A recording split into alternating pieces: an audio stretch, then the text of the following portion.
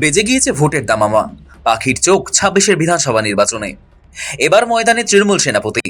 রাজ্য জুড়ে ভোটার তালিকার সংশোধনের দ্বিতীয় পর্বের কাজ। এসব মাঝেই এবার রাজ্য জুড়ে জেলা ফরে নামতে চলেছে তৃণমূলের সর্বভারতীয় সাধারণ সম্পাদক অভিষেক বন্দ্যোপাধ্যায়। শুক্রবার বিকেলে রাজ্যের দলের নেতা কর্মীদের সঙ্গে ভার্চুয়াল বৈঠক করেন অভিষেক।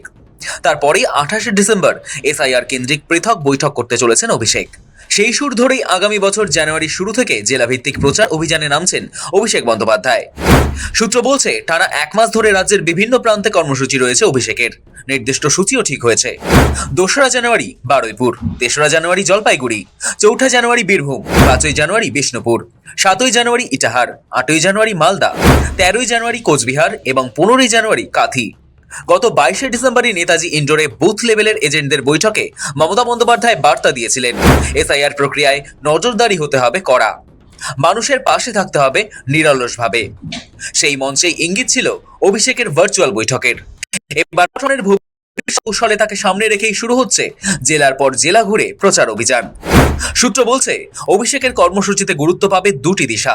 প্রথমত, সরকারের কাজের রিপোর্ট কার্ড। তৃণমূল বলছে, কেন্দ্রের অর্থ বঞ্চনা সত্ত্বেও রাজ্যের তহবিলেই চালু থেকেছে কল্যাণমূলক কর্মসূচি।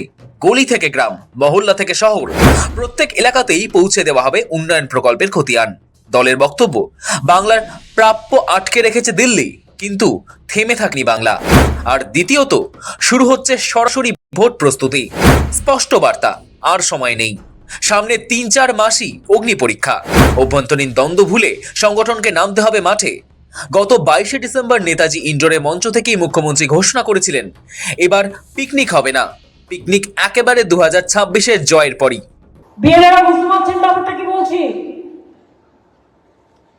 বুঝতে পারছেন? নেতারা বুঝতে পারছেন?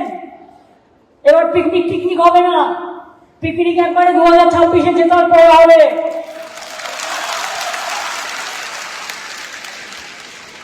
অর্থাৎ এখন লক্ষ্য একটাই, ২৬-এর ভোট। ১লা জানুয়ারি তৃণমূলের প্রতিষ্ঠা দিবস। আরও তাৎপর্যপূর্ণ হলো ২০২৬ সালে বিধানসভা নির্বাচনের বছর। ফলে আগামী ভোট বছরকে সামনে রেখে চলতি বছরের শেষ লগ্নেই আগামী লড়াইয়ের রূপরেখা গড়ে নিতে চলেছে তৃণমূল। সৌভিক চ্যানেলের রিপোর্ট, সময়, কলকাতা।